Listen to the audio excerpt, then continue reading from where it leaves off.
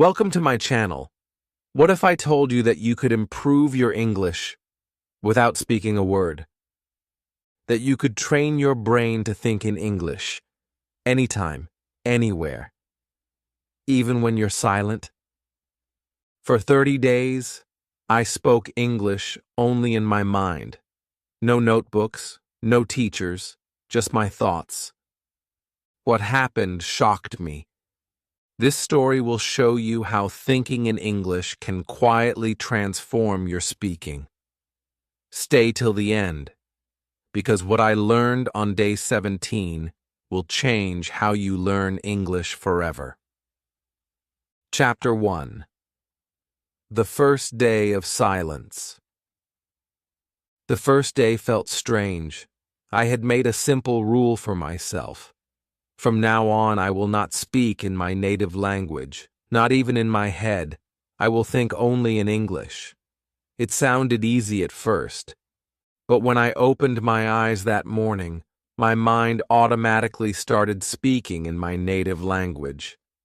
I had to stop it. I reminded myself, no, English only. But what do I say? What does thinking in English even look like? So I started with small, easy things. I looked at the ceiling. I wake up. I saw the curtain. I see the window. I sat up slowly. I sit on the bed. That was it. Just simple, present tense sentences. I wasn't speaking, just thinking, in silence. My own thoughts were becoming English sentences. It felt slow but also exciting, like I had entered a new world, a quiet world where English lived in my head. I walked to the bathroom. I open the door. I brush my teeth. I look in the mirror. I wasn't using any grammar rules. I wasn't worried about mistakes. I was just naming what I saw and what I did. And for the first time, I was seeing English not as a subject, but as a way of life. It was around me. It was inside me. But soon, I hit a wall. I wanted to say something like, I feel fresh, but I didn't know how. I paused. I tried to translate from my language, but then I stopped myself. No translation, I whispered. Just guess. So I said, I feel new. It wasn't perfect, but it worked. It gave me confidence. I was learning by doing, not by rules.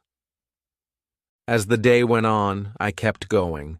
Every action was a sentence. I drink water.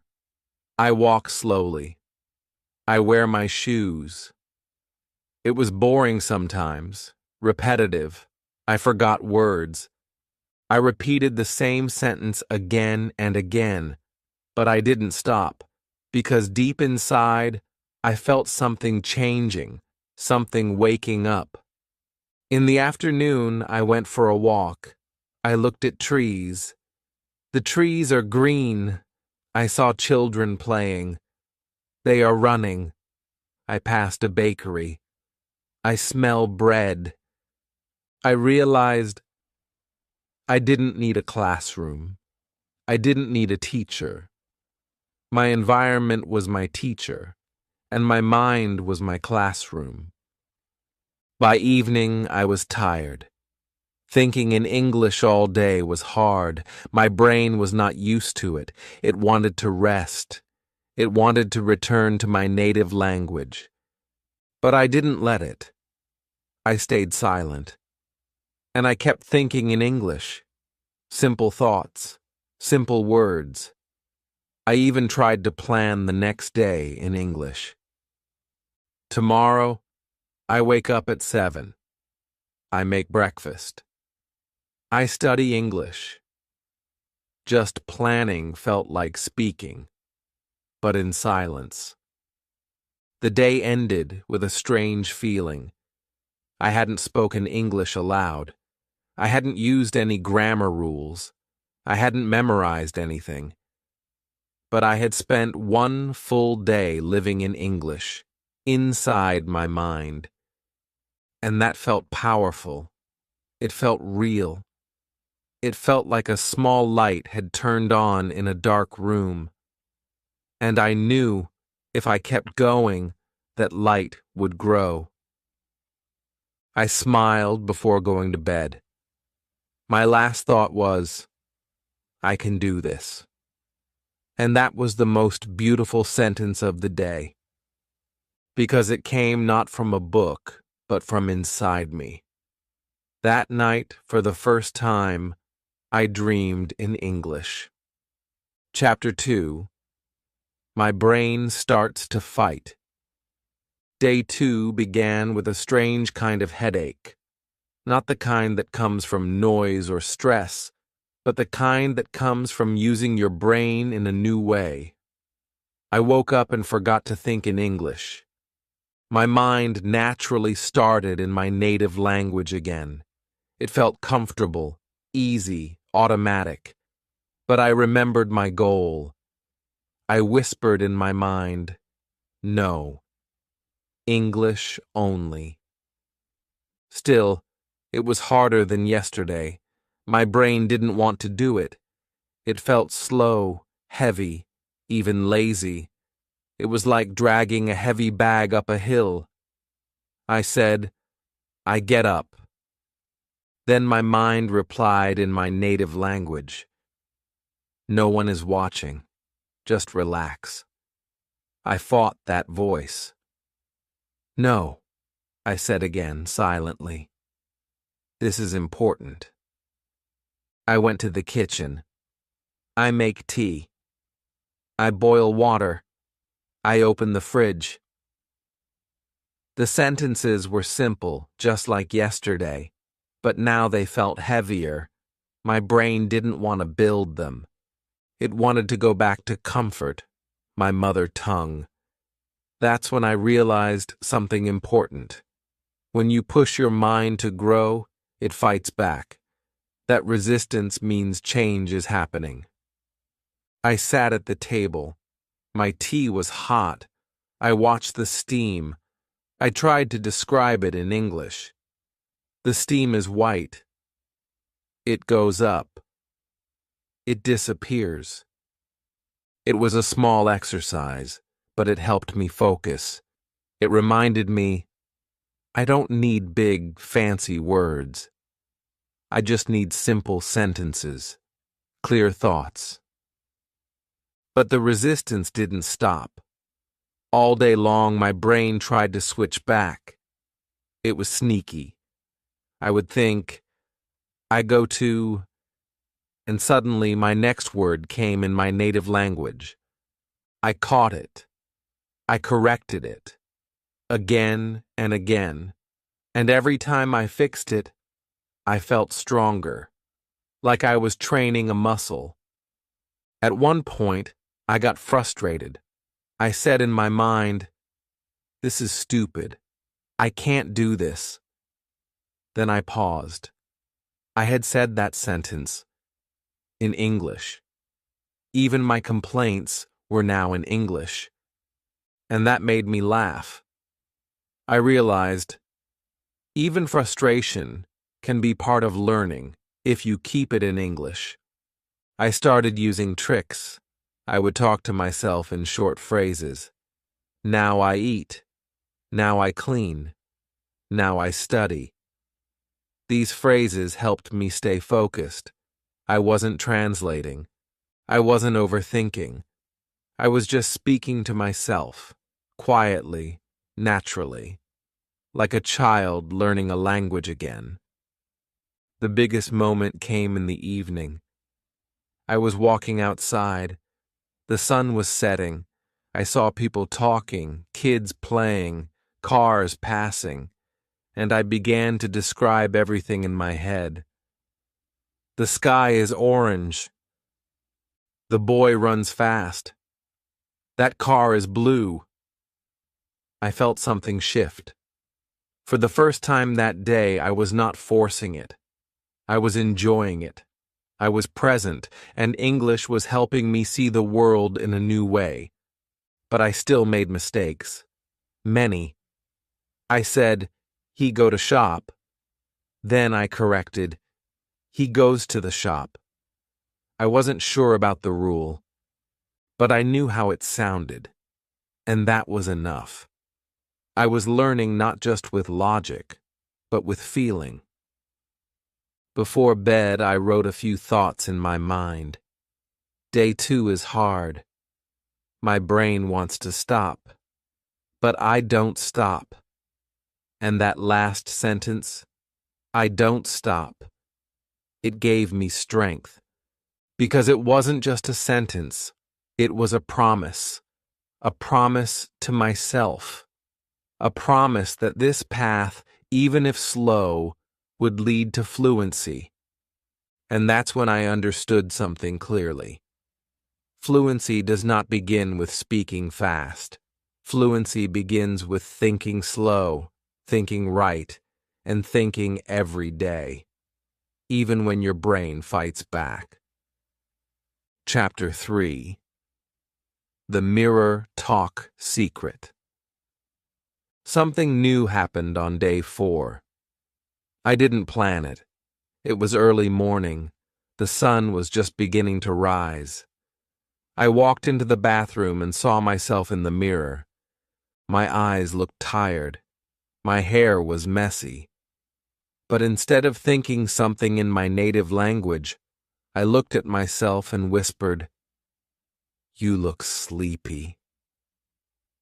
Then I paused. It surprised me. It felt real, like I was talking to someone, but there was no one else. It was just me. I stood there longer than usual, and I said another sentence.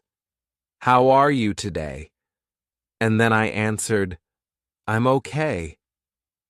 I slept late. The words were soft, quiet, not loud, but something had changed. For the first time, English wasn't just in my mind, it was coming out of my mouth, softly, slowly, but surely. I was speaking to myself in English, and it felt amazing. It was a strange kind of conversation, but it felt important. I was looking into my own eyes. I was not afraid of mistakes. I was not shy. I was not trying to impress anyone. It was just me and the mirror. And in that moment, the mirror became my first teacher. I asked myself simple questions. What will you do today? Are you happy? What time is it? Then I answered, I will study English. Yes, I feel good. It's 7:15. These were short, easy answers, but they were full of confidence. Because I didn't need to be perfect. I just needed to speak. This new activity became a habit. Every morning before anything else, I talked to myself in the mirror, even just 2 minutes. But those 2 minutes gave me power. I started to see myself differently. I started to hear my own voice in English, and slowly, my voice stopped shaking. My words came faster. My eyes looked stronger. I was not just a learner anymore. I was a speaker. Sometimes I made mistakes. He go to school instead of he goes to school. But I caught the mistake while looking at myself. I would smile and say, "Oops, wrong." Then I'd fix it. He goes to school. This feedback loop, this cycle of mistake and correction, became my best lesson. And the mirror was my classroom. I also noticed something else. When I looked into the mirror and spoke English, I felt emotions. If I said, "I feel tired," I really felt it. If I said, "I will try hard today," I believed it. The mirror talk wasn't just language practice.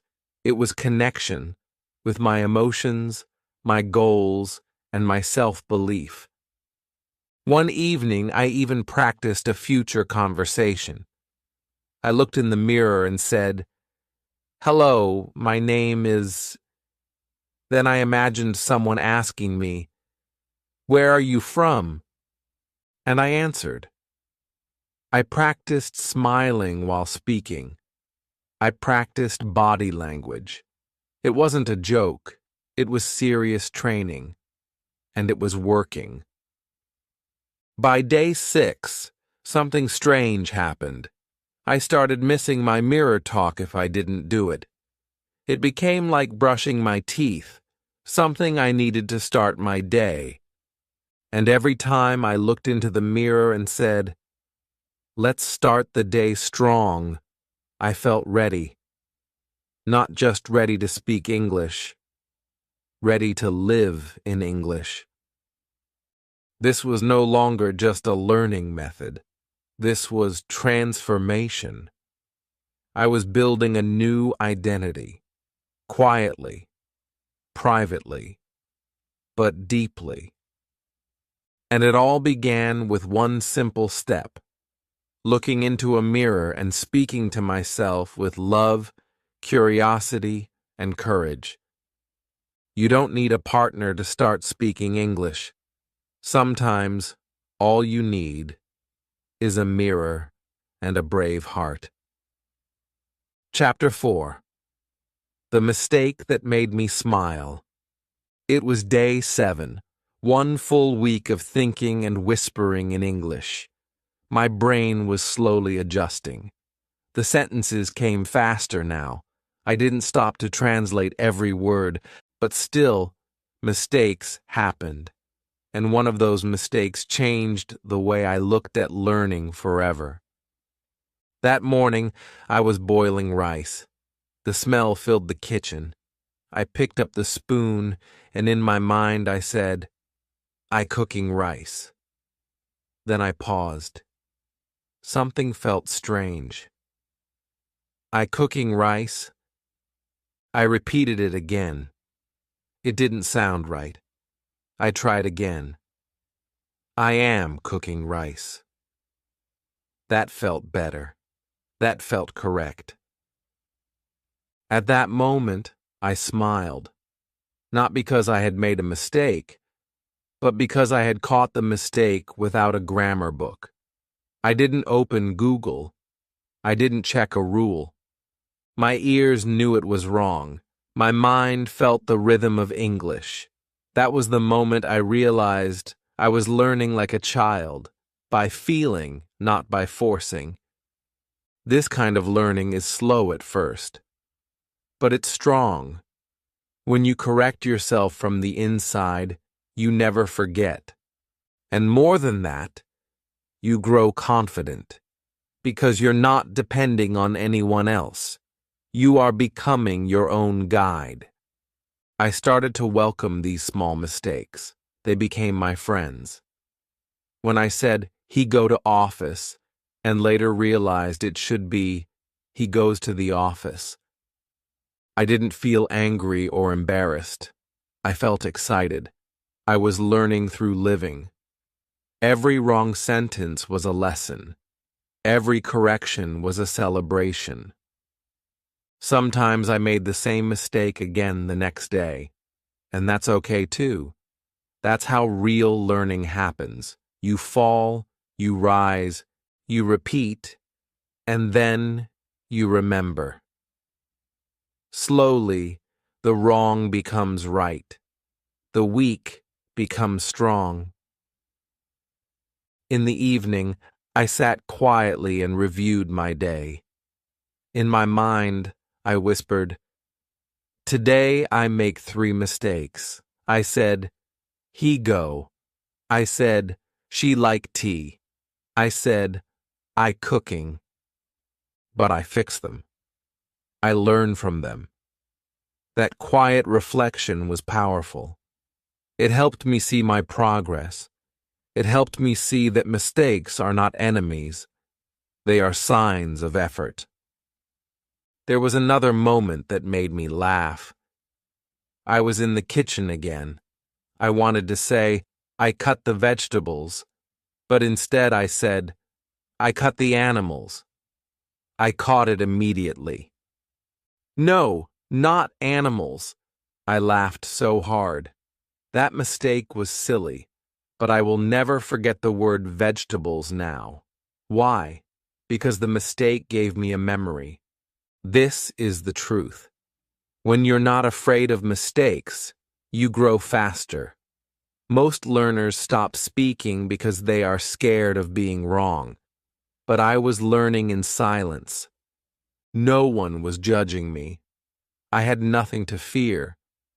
So I made mistakes freely, and every time, I came out better.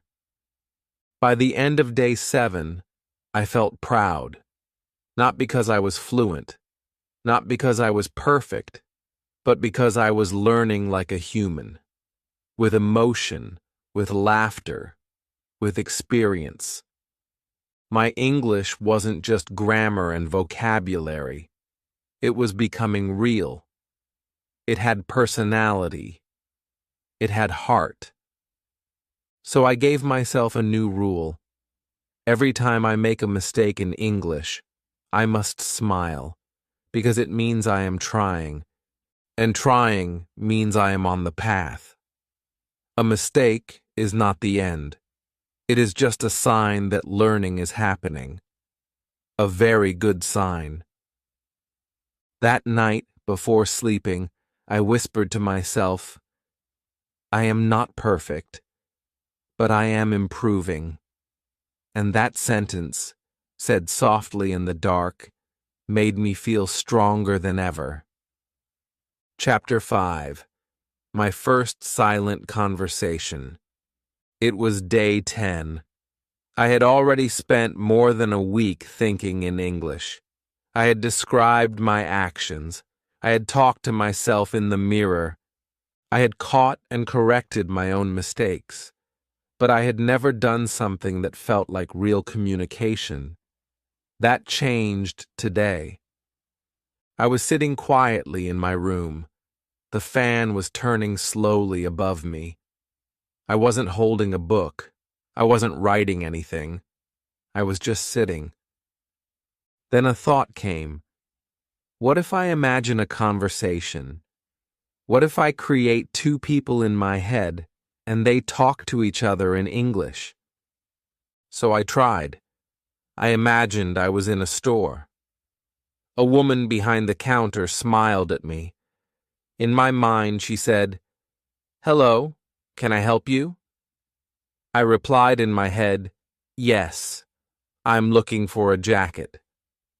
She asked, "What size do you need?"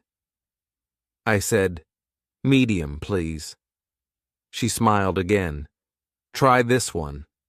I said, "Thank you." I stopped. My eyes were wide.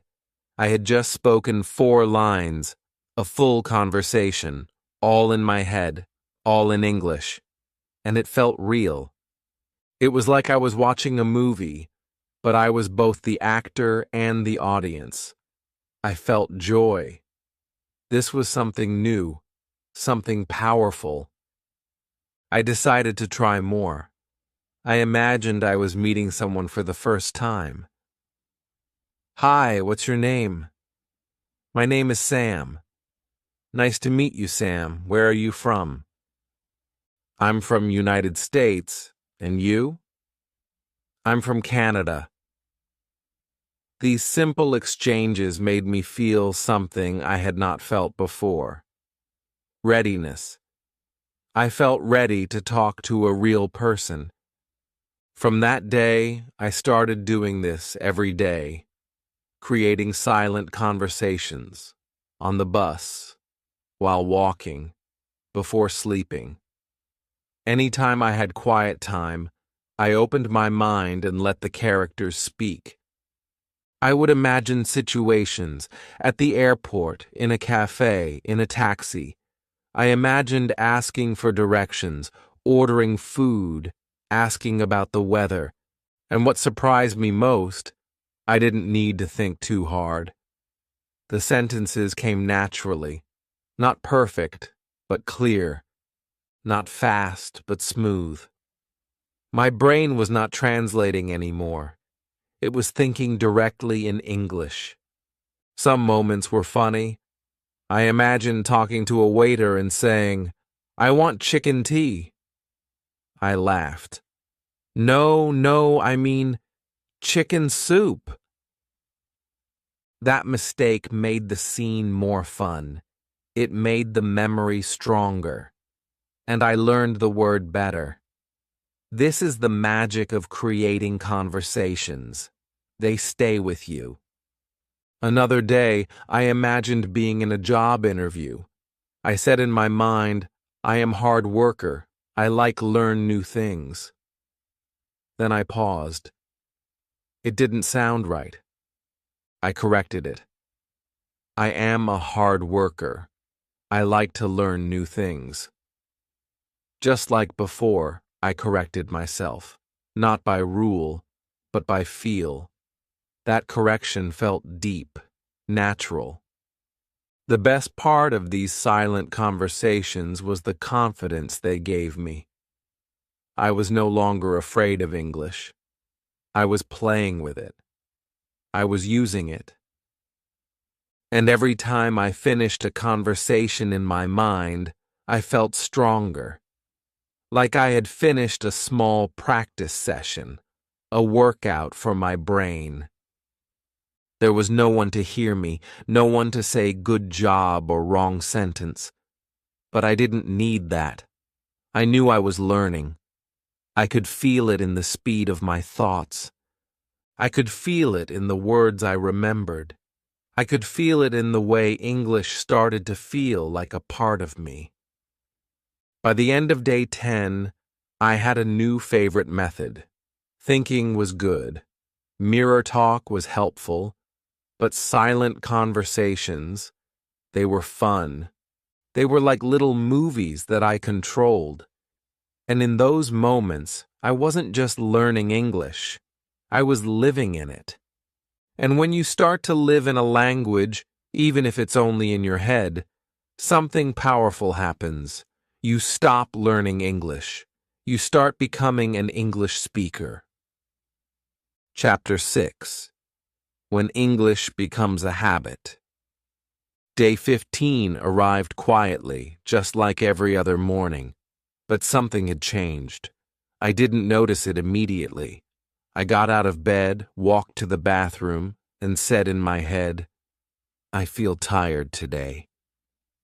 Then I brushed my teeth and thought, "I have to buy toothpaste." It was simple. It was automatic. It was in English.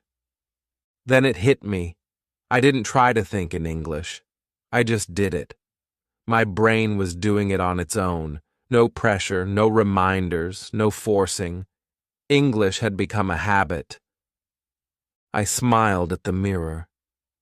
"This is working," I whispered. At the beginning, I had to fight every thought.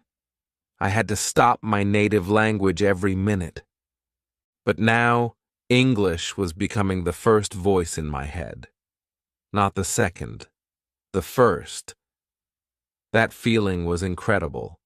It was like finding a new road in a forest, a road that was built just by walking it every day. That day, I went outside for a walk. The sun was warm, the streets were quiet. I saw a small cat sleeping under a car. My first thought? The cat is sleeping in the shade. I didn't plan that sentence. It just came. Naturally, silently, and perfectly. I passed a shop. They are closing early today, I thought. Again, no translation, no stress, just natural English. This was the moment I understood something very big. Learning English is not only about speaking or writing. It's about creating automatic thoughts in English. Once English becomes your mind's language, fluency begins to grow like a seed under the soil, quietly but powerfully. The habit was not only about words, it was also about how I felt. I felt more confident. I started thinking about my future in English. Next week, I want to try a conversation with a real person. I will practice speaking on a video call. These weren't just thoughts. They were goals, made and felt in English. Even emotions became part of it. When I was sad, I whispered, "I feel low today, but it's okay." When I was happy, I smiled and said, "I love this moment." I started feeling in English. That is something no textbook can teach you. One evening, I was watching the sunset. The sky was full of colors, orange, pink, purple. I whispered in my mind, "This sky looks like a painting." Then I thought, I wish I could show this to someone. I imagined saying it to a friend in English. That thought, that desire to share beauty using English, made me emotional. That night, I realized something that gave me goosebumps.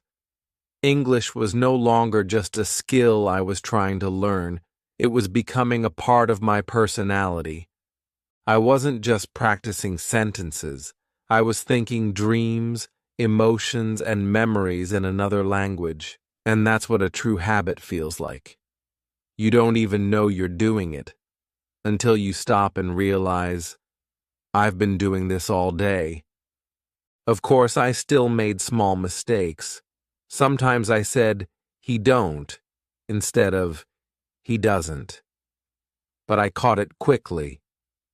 My brain now had a little English ear inside. It could hear what sounded right and what didn't. It was like learning music. You feel the rhythm. By day 15, I was no longer fighting English. I was walking with it. It wasn't heavy anymore. It was light, natural, and joyful. And that's the key. When learning becomes a lifestyle, not a lesson. When you stop practicing English and start living it. Chapter 7. The Fear of Speaking Out Loud. By day 20, I had been thinking, whispering, and imagining English every single day. In my mind, I was fluent. I could describe my actions. I could talk to myself. I could imagine conversations in cafes, stores, and airports. I felt proud. But one thing was still missing. I hadn't spoken to a real person, not even once. The idea scared me. What if I forgot words? What if I made a mistake? What if they laughed at me? My mind was fluent, but my mouth felt frozen. It's a strange thing. You feel ready in your thoughts, but when it's time to open your mouth, fear takes over. That fear is heavy and real. That day, I decided I had to break the silence, even if just a few words, even if just to a friend. So I made a plan. I would speak one short sentence to someone. Nothing big, just something simple. Later that evening, I met a friend outside my house. She smiled and said, "Hi." I smiled back. My heart started racing. I could hear my pulse in my ears. And then softly, I said, "I'm learning to speak English. I think in English now." The sentence came out slow, not smooth, but it came out. She paused. Then she smiled and said, "Wow, that's amazing. You never told me that before." I couldn't believe it. She didn't laugh. She didn't correct me. She was impressed. And that reaction, that tiny, kind reaction, gave me something powerful. Courage. We didn't talk more in English that day, but I walked home with a full heart. I had done it. I had crossed the line between silence and speech, and the world didn't fall apart. In fact, it opened up a little. The next day, I tried again. A different friend. I said, I practice English every day, in my head. She looked surprised. Really? That's cool. Just 2 sentences, but those 2 lines felt like 2 doors opening. Something had changed. I had been training in silence, and now I was testing the water. I was stepping into the world with small, brave steps. That whole week, I kept doing the same thing. 1 or 2 sentences per day. Nothing long, but real, spoken, heard. Each time I spoke, I felt nervous. My mouth moved slowly, my voice felt small, but my thoughts were strong, clear, confident, because I had built a foundation in my mind, and now that foundation was holding me up. It reminded me of something a great teacher once said, "Speak when you're not ready." That's how you become ready. There was one moment I'll never forget. I was buying something at a small shop. The man gave me the wrong change. I wanted to say something, but I hesitated. Then I thought, no, use your English. I said, "Excuse me, I think this is not correct." My voice shook a little, but he looked, counted again, and said, "Oh, sorry." He corrected it. I walked away feeling like I had won a medal, not because of the money, but because I had used my English in real life. That's the power of pushing past fear. Fear says, wait until you're perfect, but courage says, go now, try anyway. And that's when the real learning begins. By day 20, I had learned something important. Silence is useful, but speech is the goal. Thinking trains your brain, but speaking trains your courage. You don't have to say a lot, you just have to start. 1 sentence, 1 moment, 1 small win, and those wins add up. Every brave sentence becomes a brick in the house of your fluency. Chapter 8. The Real Conversation. Day 26. I didn't know this would be the day. I didn't plan it.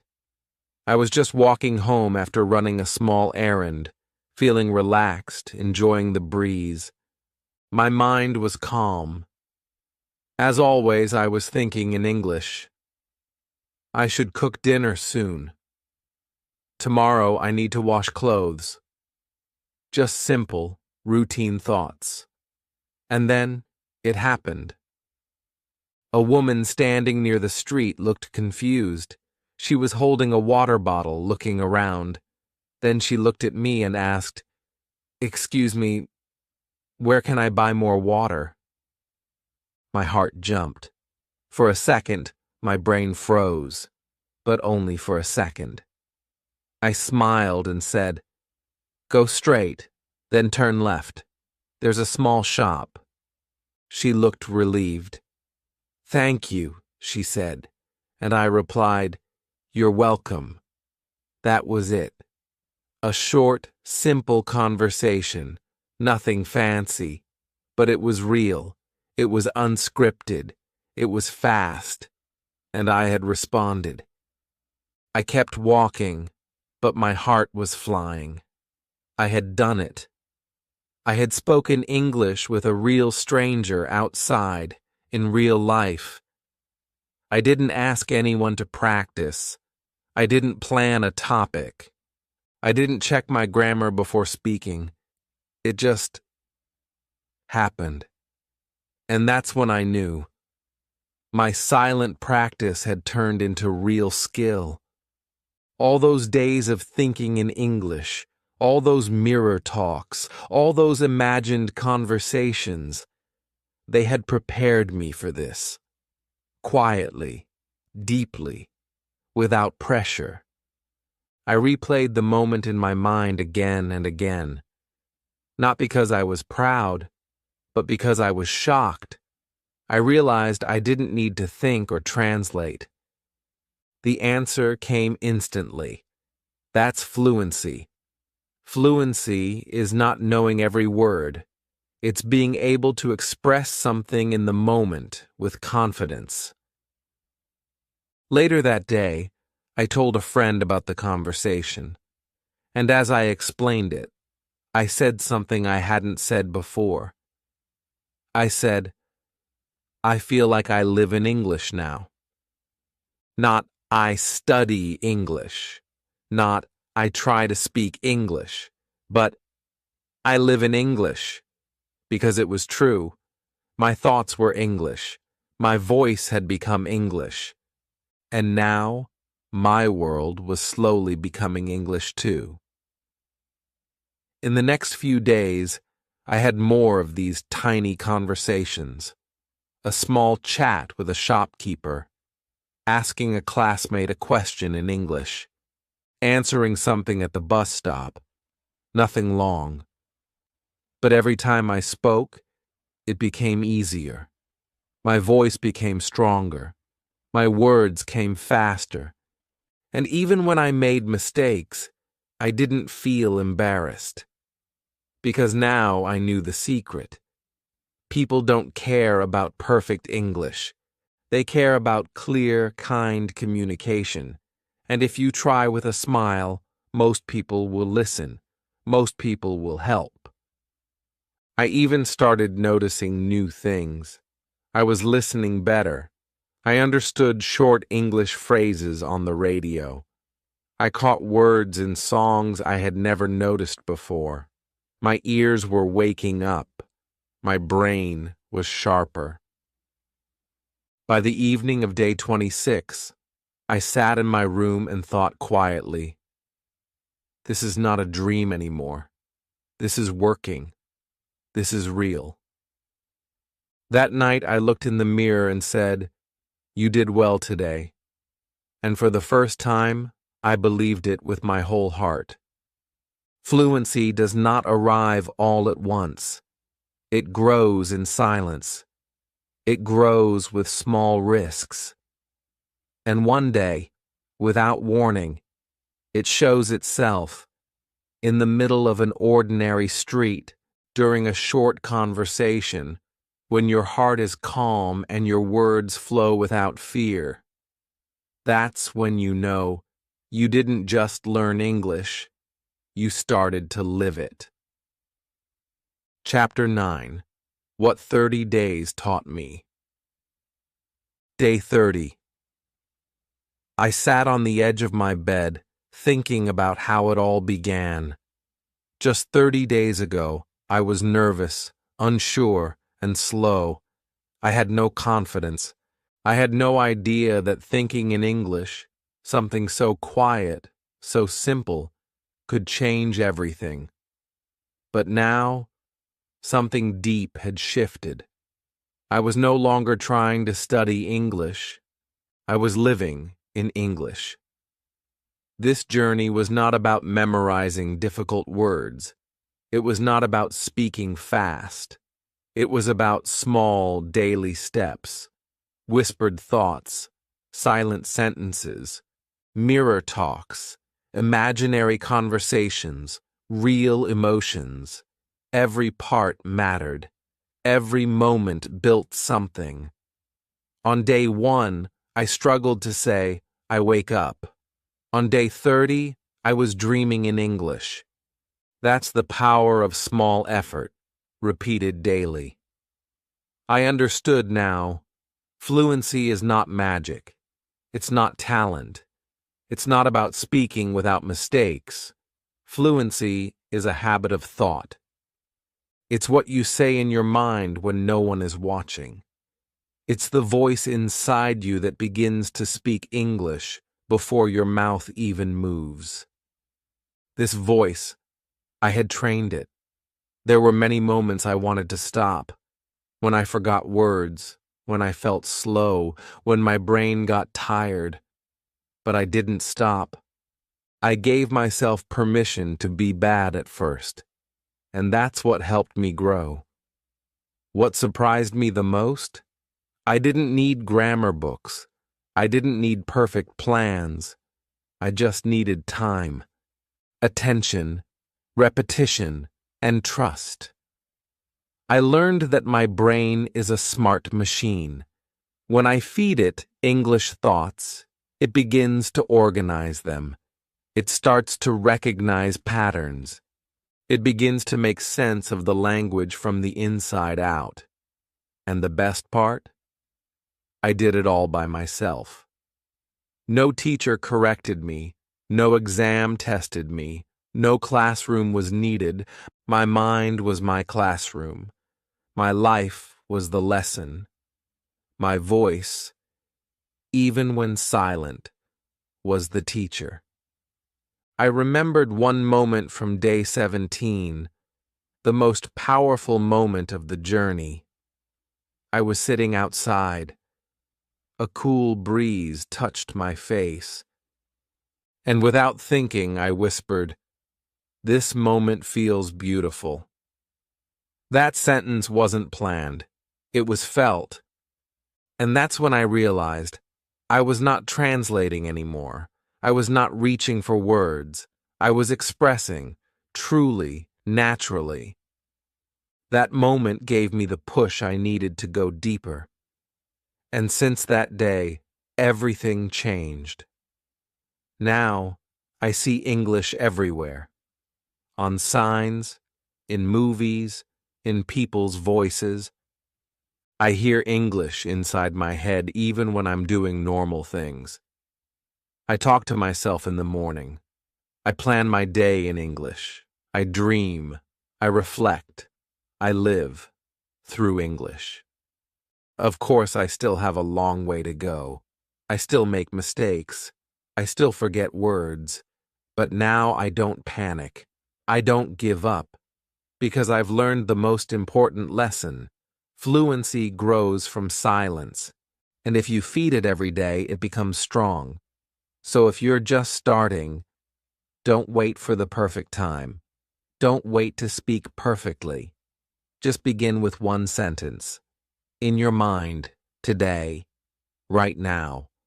Because what starts in silence, one day becomes a voice. If this story helped you, if it gave you a new way to learn English, please like this video and subscribe to this channel. Leave a comment and tell me, have you ever tried thinking in English? What was your experience like? Let's grow together. Let's support each other. And always remember, your fluency starts not with loud words, but with quiet thoughts. This is your journey, and it begins in your mind.